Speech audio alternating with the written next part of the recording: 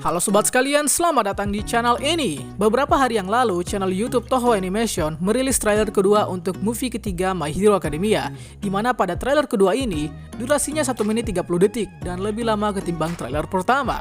Di trailer kedua ini, ada banyak sekali yang ditampilkan dan berada di luar dugaan.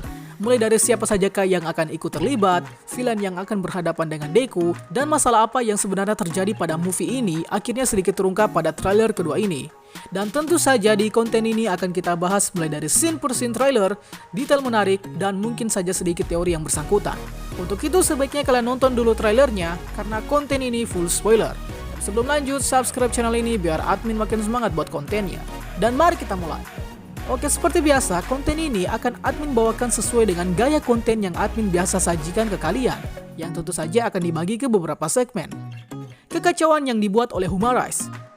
Trailer dibuka dengan pemberitaan internasional mengenai kasus pembantaian massal yang dilakukan oleh Japanese Hero, yang tidak lain pelakunya adalah Izuku Midoriya atau Deku. Di sini kita masih belum tahu apa yang sebenarnya terjadi, namun bila merujuk ke sinopsisnya, Humorize kemudian mengaku bahwa pembantaian tersebut dilakukan oleh mereka. Tapi kenapa harus Deku yang dituduh dalam hal ini coba? Jadi kita belum tahu pasti. Kita lalu diperlihatkan suasana di tengah kota Tokyo, tepatnya di negara Jepang, di mana ada pemberitaan di Videotron yang menampilkan logo dari organisasi Humorize, yaitu organisasi villain yang akan mengancam dunia. Bisa kalian lihat logonya di sini merah dan biru dengan 6 sisi kelopak. Kemungkinan mereka sedang mengumumkan perang terhadap manusia berkuik di seluruh dunia, yang nantinya mereka akan ancam dengan asap Idiot Trigger. Scene kemudian menunjukkan asap Idiot Trigger yang tiba-tiba meledak pada saluran di suatu kota. Kita belum tahu kota apa, namun asap ini berwarna hijau. Yang sudah pasti ini adalah bagian dari ancaman Humorize.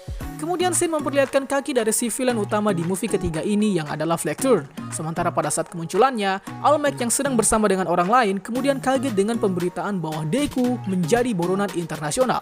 Tidak lama setelah itu, kita diperlihatkan kembali sekumpulan organisasi dari Humorize yang sedang melakukan ritual di depan patung bayi bercahaya sebelum beraksi.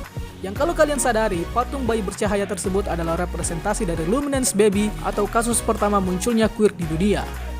Lalu scene menunjukkan Flag yang sedang berdiri di tumpukan manusia, yang jika kalian perhatikan di sini, ada beberapa sosok yang tidak asing, seperti Uraraka, Tsuyu, Tokoyami, Kirishima, Kaminari, Tetsu, Momo, Tokage, dan masih banyak lagi. Scene ini belum dapat dijelaskan, berhubung pada movie ketiga ini, semua murid akan disebar ke seluruh penjuru dunia untuk beraksi melawan antek-antek Humorize.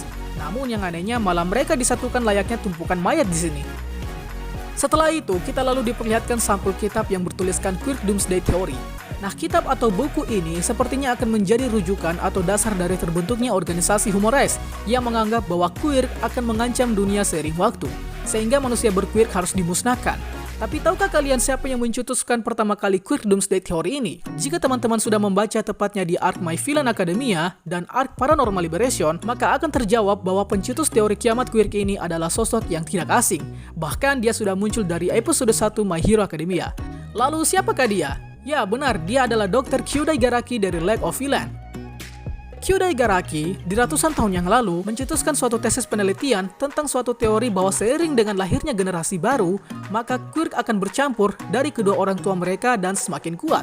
Namun konsekuensinya adalah manusia akan semakin kesulitan menggunakan quirknya sendiri, sehingga akan tiba waktu di mana quirk sudah di luar kendali. Alhasil, kiamat quirk diyakini akan terjadi, akan tetapi teori ini banyak yang bantah pada saat itu. Namun siapa sangka teori ini akhirnya diyakini oleh All For One dan bahkan diyakini pula oleh Flag-Turn, sehingga menjadi ideologi dari organisasi Humorize. Penampilan Deku dan karakter baru pada movie ketiga. Pada scene selanjutnya, Deku kemudian sedang cekcok dengan salah satu karakter original movie yang adalah Rudy Soul. Karakter ini adalah penduduk asli dari negara Oseon, tempat di mana Deku, Bakugo, dan Soto sedang mengikuti Endeavor pada saat magang. Diperlihatkan kalau Deku dan Rudy sedang memperebutkan suatu koper yang entah apa isinya, namun sepertinya ini sangat penting bagi Rudy, mengingat selanjutnya mereka dikejar oleh anak panah bercahaya yang kalau kita langsung bergeser ke scene menjelang akhir, sepertinya mereka sedang dikejar oleh pahlawan lokal karena Rudy lah yang mencuri koper tersebut. By the way, Deku tetap menyelamatkan Rudy dari inceran anak panah ini. Namun cara kabur Deku di sini yang menurut admin cukup epic karena kini dia mahir menggunakan Black Whip layaknya whip shooter Spider-Man. Oh iya, kita belum tahu pasti apa yang dihadapkan oleh Deku, Bakugo, dan Soto di negara fiksi Oseon ini, mengingat mereka sedang mengikuti Endeavor dan mungkin malah akan bersiap untuk menghadapi Humorize. Sampai pada trailer kedua ini juga, sosok Rudy Soul belum diketahui apa queernya dan siapa dia sebenarnya. Namun beredar kabar kalau dia cukup berseberangan dengan pahlawan. Akan tetapi pada poster yang diperlihatkan baru-baru ini, Rudy sepertinya akan memiliki peran penting pada movie ketiga ini. By the way, pengisi karakter Rudy disuarakan oleh Ryo Yoshizawa, yang kebetulan pernah menjadi hero sebagai Kamen Rider Meteor, dan dia juga saat ini berperan sebagai Mickey yang kalian takuti. Kekacauan mulai menggila. Kita kemudian diperlihatkan suasana kota dan masyarakatnya yang kini sudah mengalami kekacauan. Terlihat di beberapa warga yang quirknya aktif dan tak terkendali. Scene ini pastinya adalah lanjutan di scene awal sebelumnya, di mana ada asap dari Idiot Trigger yang dilakukan oleh Humares untuk mengancam manusia berquirk. Kita jeda dulu sebentar karena akan admin bahas mengenai kesamaan insiden asap Idiot Trigger ini dengan kejadian yang pernah terjadi di semesta komik Marvel, di mana ini kemungkinan Bang Hori mengambil referensi dari insiden munculnya kabut Terrigen yang kemudian akan menginfeksi manusia dari golongan Inhumans. Dan golongan Inhumans yang telah terinfeksi kabut Terrigen akan mengaktifkan kekuatan Inhumans-nya. Namun kabut Terrigen ini akan berdampak buruk kepada manusia yang memiliki gen X atau gen mutan. Yang jika manusia mutan terinfeksi oleh kabut Terrigen, maka akan membuat golongan mutan akan mati. Sehingga, jika kita kaitkan dengan yang terjadi pada movie ketiga ini, Bang Hori pastinya terinspirasi dengan kejadian yang terjadi pada komik Marvel, tepatnya di kejadian Mutant vs Inhumans. Namun pada movie ketiga ini dimodifikasi dengan menggabungkan keduanya, yaitu manusia berquirk akan mengaktifkan quirknya secara paksa, dan quirknya akan membuat mereka merasa kesakitan serta di luar kendali akibat asap Idiot Trigger. Suatu eksekusi yang luar biasa hebat dari Bang Hori. Beberapa scene lalu menunjukkan si trio musketeer kita, mulai dari Soto, Deku, dan Bakugo. Yang anehnya di sini mereka belum menggunakan steel suit atau pakaian yang hitam-hitam gitulah pokoknya. Yang kalau admin duga, mungkin ini belum final battle, atau bahkan menjadi awal mula Deku difitnah sebagai pelaku pembantaian massal, sehingga pada steel suit yang diperlihatkan selanjutnya adalah mode penyamaran setelah Deku, atau bahkan mereka bertiga difitnah sebagai pelaku pembantaian massal. Itulah penyebab mereka memakai steel suit di sini, sebab status mereka yang saat ini sebagai buronan. Berkumpulnya pahlawan dunia. Beberapa scene kemudian memperlihatkan kita dengan beberapa pahlawan yang akan terlibat pada aksi melawan serangan Humarais, seperti agensi Ryukyu yang membawa beberapa anak magangnya seperti Nejire, Tsuyu, dan Uraraka. Lalu di negara manakah mereka akan diutus? Kemungkinan mereka akan beraksi di negara Prancis, sebab di beberapa scene menjelang akhir, kita dapat melihat latar tempat Uraraka terdapat menara Eiffel yang berada di kota Paris. Lalu ada agensi The Larkers yang terdiri dari beberapa pro hero seperti Aegis-Shot, Mountain Lady, dan Kamui Woods. Mereka juga tak lupa membawa anak magangnya seperti Kaminari, Ibara, Zero Hanta, dan yang mulia Minoru Mineta. Pada sini nih kalian juga bisa lihat beberapa pro hero lain seperti pro hero Jepang yang memiliki ikat kepala besi di sini. Yang kalau di manga saat ini, dia akan terlibat pada peperangan melawan Paranormal Liberation dan mati. Haha, spoiler. Kemudian ada dua pro hero dari benua Afrika, yaitu Nyikang dari Sudan dan pro hero berbentuk lukisan Mesir kuno yang diduga pahlawan dari negara Mesir. Sedikit detail yang admin temukan, sepertinya pro hero dari Mesir ini pernah muncul di chapter 303, tepatnya pada saat Hawks menjelaskan bahwa ada beberapa pro hero dari luar negeri yang akan membantu Jepang dalam menghadapi krisis pahlawan. Dan ya, kalian bisa lihat detail sulit ini yang cocok sama pro hero dari Mesir ini. Lalu di manakah mereka akan diutus?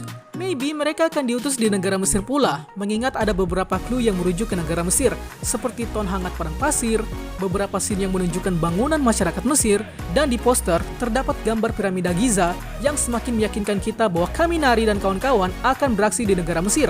Kemudian ada pula scene yang menunjukkan dua agensi pahlawan Jepang, yaitu agensi Fat Gum dan juga geng Orca. Yang tentu saja mereka tidak lupa membawa anak magangnya seperti Tamaki, Kirishima, Tetsu, Meizo Soji, dan Kyokajiro. Selain itu tak lupa ada 3 pro hero Jepang lain, yaitu Cementos, Present Mac, dan pro hero yang pernah hadir di insiden Hosu. Dia ada di ujung. Kasihan sekali.